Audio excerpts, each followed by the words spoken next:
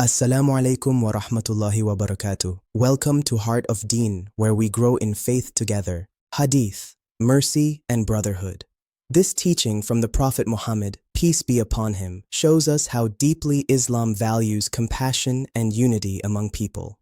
This hadith was narrated by Nu'man ibn Bashir. May Allah be pleased with him. He reported that the Prophet described the believers as being like one body.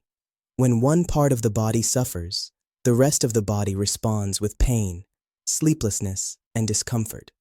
This narration is recorded in Sahih al-Bukhari and Sahih Muslim, which are regarded as the most authentic collections of prophetic teachings in Islam. This hadith teaches us that faith is not meant to be lived in isolation. Islam connects people through mercy, care, and shared responsibility.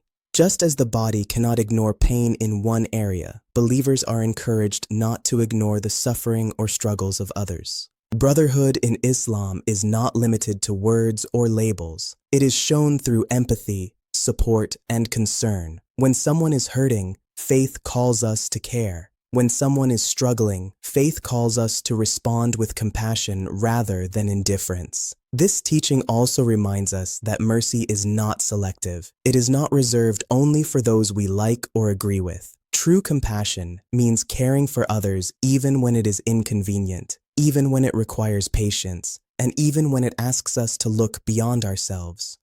The Prophet taught that a strong community is one where people feel supported and protected, where pain is shared, burdens are lightened, and no one feels forgotten. This is what brotherhood looks like in action. What makes this hadith so powerful is how realistic it is.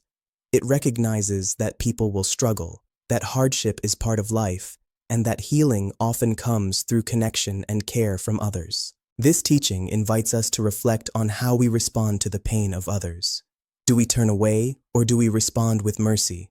Because in Islam, true faith is not only about personal devotion, it is also about being a source of comfort, compassion, and support for those around us. Follow this page to strengthen your knowledge on Islam. Assalamu alaikum wa rahmatullahi wa barakatuh.